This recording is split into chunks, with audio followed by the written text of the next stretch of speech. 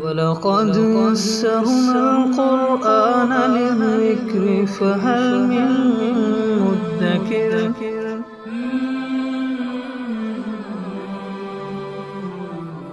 سورة التین اعوذ باللہ من الشیطان الرجیم بسم اللہ الرحمن الرحیم والتین والزیتون وطور سینین وہذا البلد الامین۔ قسم ہے انجیر اور زیتون کی اور صحرائے سینا کے طور پہاڑ کی اور اس امن و امان والے شہر کی۔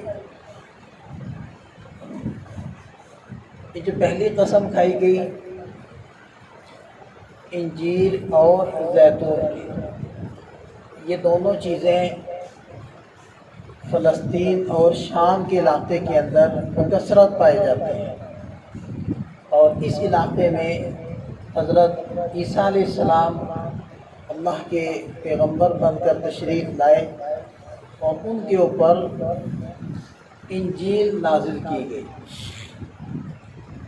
اور وطور سینین صحرائے سینا کا طور پہاڑ کہ اس پہاڑ کے پاس حضرت موسیٰ علیہ السلام کو نبوت ملی اور حضرت موسیٰ علیہ السلام پر تورات نازل کی گئی۔ اور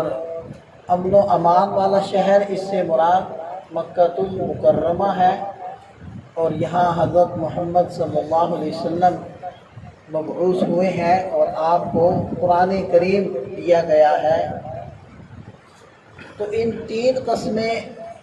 کھانے کا مقصد یہ ہے کہ آگے جو بات کہی جا رہی ہے اس بات کا تذکرہ انجیل میں بھی ہے، تورات میں بھی ہے اور قرآن کریم میں بھی ہے، اور تینوں پیغمبروں نے اپنی اپنی امتوں کو یہ بات بتلائی ہے۔ اور وہ بات کیا ہے؟ لَقَدْ خَلَقْنَا الْإِنسَانَ فِي أَحْسَنِ تَقْوِيمٍ، یقیناً ہم نے انسان کو ایک خوبصورت سانچے کے اندر ڈھالا ہے، بڑا خوبصورت بنایا ہے۔ اسی وجہ سے کہا جاتا ہے نا کہ انسان کے اندر عیوب نہ نکالو، کہ اس کی ناک ایسی ہے، اس کے کان ایسے ہیں، اس کی تو آنکھیں ایسی ہیں، اس لیے کہ یہ اللہ کی تخلیق ہے۔ اگر آپ کسی کپڑے کے اوپر یہ کہہ کر اعتراض کرتے ہو کہ یہ اچھا سلا ہوا نہیں ہے، تو حقیقت میں آپ کپڑے کے اوپر اعتراض نہیں کر رہے، حقیقت میں کپڑا سینے والے یعنی درزی پر اعتراض کر رہے۔ اگر آپ کوئی تعمیر دیکھتے ہو، یہ کہتے ہو کہ جی یہ تعمیر اچھی نہیں ہے، یہ اچھے انداز میں تعمیر نہیں کیا گیا، تو تعمیر کا قصور تو نہیں ہے نا، اینٹیں خود سے تو نہیں جڑ گئی، بلکہ اصل میں آپ قصور نکال رہے ہیں معمار کا، مستری کا، کہ وہ کوئی تجربے کار نہیں تھا، اس نے اچھی تعمیر نہیں کی۔ اسی طرح اگر کسی انسان کے اندر یہ عیوب نکالے جائیں کہ اس کی تو آنکھیں ایسی ہیں، اس کی تو ناک ایسی ہے، تو حقیقت میں وہ کس کے اوپر اعتراض کر رہا ہے؟ اللہ تعالیٰ کی ذات پر اعتراض کر رہا ہے، اور اللہ کے اوپر یہ کہنا چاہتا ہے کہ اس نے ٹھیک نہیں پیدا کیا، اس کی یہ تخلیق ٹھیک نہیں ہے۔ عام طور پر یہ چیز ہوتی ہے عورتوں میں، اور جب وہ کوئی رشتہ دیکھنے جائیں اور رشتہ ان کو پسند نہ آئے تو وہ اس قسم کی باتیں کرتی ہوتی ہیں۔ تو یہ مستورات کو یہ بات سمجھانی چاہیے کہ ٹھیک ہے آپ کو کوئی رشتہ پسند نہیں آیا تو آپ کہہ دیں کہ ہمیں یہ پسند نہیں ہے، ہم یہاں رشتہ نہیں کرنا چاہتے، بس یہ بات کافی ہے۔ یہ کہنا کہ جی اس کی ناک ایسی تھی اور اس کے تو کان ایسی تھی اور اس کے تو پیشانی ایسی تھی اور اس کا تو قد ایسا تھا اور فلانا تھا فلانا تھا، یہ باتیں نہیں کرنی چاہیے۔ تو اللہ تعالیٰ انسان کی احسن تقویم، خوبصورت سانچے کے اندر ڈھلنے کی قسمیں کھاتے ہیں، اور پھر ارشاد فرمایا کہ ثم رددناہ اسفل سافلین، پھر ہم اس کو پستی والوں میں سے سب سے نچلے درجے تک پہنچا دیتے ہیں۔ سب سے اسفل تک پہنچ جاتا ہے۔ اس کا ایک مطلب تو مفسرین یہ بیان کرتے ہیں کہ کافر جتنا بھی دنیا کے اندر خوبصورت رہا ہو، آخرت کے اندر ظاہری بات ہے اس کا یہ حسن و جمال باقی نہیں رہے گا اور وہ جہنم کا ایندھن بنے گا۔ البتہ جو ایمان والے ہوں گے، جیسے وہ دنیا میں خوبصورت تھے تو آخرت میں بھی وہ خوبصورت ہی ہوں گے، بلکہ ان کے حسن و جمال میں اضافہ ہوگا۔ ایک تو یہ مطلب، ایک دوسرا مطلب یہ بھی ذکر کیا جاتا ہے کہ انسان جوانی کے اندر خوبصورت بھی ہوتا ہے، طاقتور بھی ہوتا ہے، قوی بھی ہوتا ہے، لیکن جب بڑھاپے میں پہنچتا ہے تو اس کی خوبصورتی بھی جاتی رہتی ہے اور اس کی طاقت بھی کم ہو جاتی ہے۔ تو یہ گویا کہ قوت سے کمزوری کی طرف، خوبصورتی سے حسن و جمال سے اس کے زوال کی طرف انسان منتقل ہو جاتا ہے، اور پھر اس انسان کو ان چیزوں کے دوبارہ لوٹ آنے کی امید بھی نہیں ہوتی۔ اس اعتبار سے امید نہیں ہوتی کہ جو کافر ہے وہ آخرت کا چونکہ اعتقاد ہی نہیں کرتا، اس وجہ سے اس کو یہ امید نہیں ہے کہ یہ چیزیں دوبارہ بھی ملیں گی۔ لیکن ایمان والا،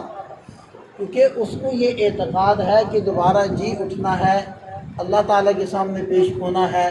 یہ دنیا کا حسن اور یہ دنیا کی کمزوری، یہ دنیا کی قوت اور یہ دنیا کی بدصورتی، یہ ساری چیزیں فانی ہیں، انہوں نے ختم ہونا ہے، ہم نے رب کے ہاں پیش ہونا ہے، اچھے عمل والے کو جنت کی شکل میں بدلہ ملنا ہے۔ تو یہ جو احساس ہوتا ہے یہ انسان کے بڑھاپے کی کمزوری اور جو زوال ہے اس کے اندر سہارا دیتا ہے۔ دیکھیں نا، سفید بالوں سے اللہ تعالیٰ کو حیات دی ہے، اور عمر کا جو پچھلا حصہ ہوتا ہے اگر وہ اعمال نہیں کر پاتا جو جوانی میں کرتا تھا تو اللہ تعالیٰ بغیر کیے ان کا اجر و ثواب عطا فرماتے ہیں، کیونکہ اس وقت اس میں قوت تھی اور اب طاقت نہیں رہی تو اب یہ نہیں کر پا رہا، تو اس وجہ سے بغیر کیے بھی اللہ تعالیٰ اس کو اس کا اجر و ثواب دے رہے ہوتے ہیں۔ تو ایمان والا اس کو چونکہ آخرت کا یقین ہے، دوبارہ اس کو جی اٹھنے کا یقین ہے، اس لیے وہ آخرت کا اعتقاد اس کے اوپر بڑھاپے کی کمزوری کو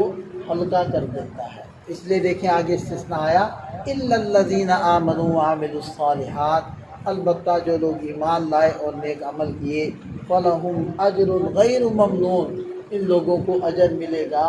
نہ ختم ہونے والا، مسلسل اجر ان کو ملتا رہے گا۔ فما یکذبک بعد بالدین، اے انسان اس کے بعد کون سی ایسی چیز ہے جو تجھے بدلے کے دن کے انکار پر ابھار رہی؟ پھر بھی تو بدلے کے دن کا انکار کر رہا ہے، جبکہ اللہ تعالیٰ کے اتنے بڑے بڑے تغیرات اور اس کی اتنی بڑی بڑی قدرت کی نشانیاں تیرے سامنے ہیں، پھر بھی تجھے یقین نہیں آ رہا کہ اللہ دوبارہ کیسے زندہ کرے گا اور کیسے حساب کتاب لے گا۔ الیس اللہ باحکم الحاکمین، کیا اللہ سب حاکموں سے بڑھ کر حکمران نہیں ہے؟ حدیث پاک میں آتا ہے کہ جب بندہ اس آیت کو پڑھے الیس اللہ باحکم الحاکمین تو اس کو کہنا چاہیے بلا وانا علی ذلک من الشاہدین، کیوں نہیں، واقعتاً اے اللہ آپ سب حکمرانوں سے بڑھ کر حکمران ہیں۔ یہ بلا کا مطلب ہو گیا وانا علی ذلک من الشاہدین، اور میں اس کے اوپر گواہ ہوں کہ یقیناً آپ سب حکمرانوں سے بڑھ کر حکمران ہیں۔ لہذا آپ لوگ بھی کہہ دیں بلا وانا علی ذلک من الشاہدین، وانا علی ذلک من الشاہدین۔ اللہ تعالی ہمیں سمجھ عطا فرمائے، عمل کی توفیق عطا فرمائے۔